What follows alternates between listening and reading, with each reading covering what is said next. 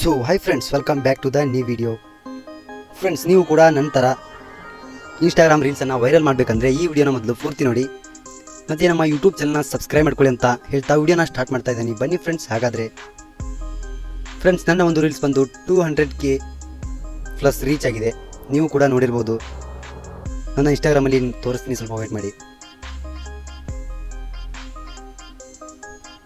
ನೋಡ್ಕೋಬೋದು ಫ್ರೆಂಡ್ಸ್, ನನಗೆ ಲೈಕ್ ಪದೇ ಪದೇ ಬರ್ತಾ ಇದೆ.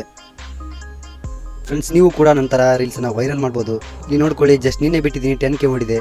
ಮತ್ತು ಜಸ್ಟ್ ಬೆಳಗ್ಗೆ ಬಿಟ್ಟಿದ್ದೀನಿ 2252 ವ್ಯೂಸ್ ಅನ್ನೋದು ಬಂದಿದೆ.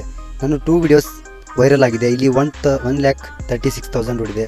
LIC ಕಡೆಯಿಂದ 25,000 ಸ್ಟೂಡೆಂಟ್ ಸ್ಕಾಲರ್ಶಿಪ್ ಬಂದಿದೆ ಅಂತ ಒಂದು ರೀಲ್ಸನ್ನು ಮಾಡಿದ್ದೀನಿ. ನೋಡ್ಕೊಳ್ಳಿ, ಇಲ್ಲಿ ಇನ್ಸ್ಟಾಗ್ರಾಮ್ ರೀಲ್ಸ್ ಡೌನ್ಲೋಡ್ ಮಾಡೋದು ಅಂತ ರೀಲ್ಸ್ ಮಾಡಿದ್ದೀನಿ. ಒಂದು 12,000 ಓಡಿದೆ. ಇಲ್ಲಿ ಮತ್ತೆ ನಂದು ಒಂದು ವಿಡಿಯೋ ನೋಡ್ಕೋಬೋದು. ಟಾಪ್ 3 ಬೆಸ್ಟ್ ಮೊಬೈಲ್ಸ್ ಅಂಡರ್ 10,000 ಅಂತ ಮಾಡಿದ್ದೆ. ಆ ರೀಲ್ಸ್ ಬಂದು 53,000 ಓಡಿದೆ. ಇಲ್ಲಿ 2,15,000 ಓಡಿದೆ. ನೋಡ್ಕೊಳ್ಳಿ ಫ್ರೆಂಡ್ಸ್, ಇದೇ ರೀತಿ ನೀವು ಕೂಡ ರೀಲ್ಸನ್ನು ವೈರಲ್ ಮಾಡ್ಬೋದು.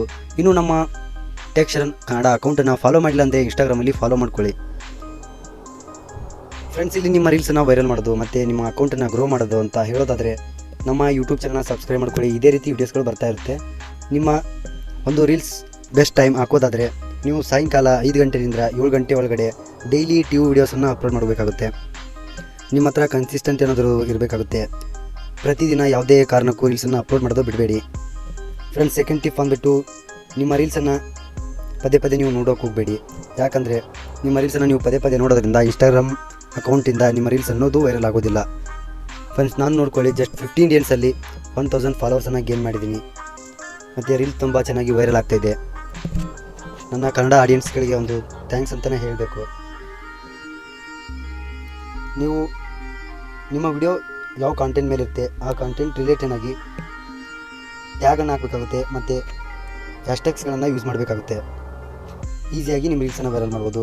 ಮತ್ತು ನಿಮ್ಮ ವಿಡಿಯೋನ ಮತ್ತು ನಿಮ್ಮ ಫ್ರೆಂಡ್ಗೆ ಶೇರ್ ಮಾಡೋಕ್ಕೆ ಹೋಗಬೇಡಿ. ಶೇರ್ ಮಾಡೋದ್ರಿಂದ ಇನ್ಸ್ಟಾಗ್ರಾಮಿಂದ ನಿಮ್ಮ ರೀಲ್ಸನ್ನು ವೈರಲ್ ಮಾಡೋಕ್ಕೆ ಸಾಧ್ಯ ಆಗೋದಿಲ್ಲ. ಮತ್ತು ಇನ್ಸ್ಟಾಗ್ರಾಮಲ್ಲಿ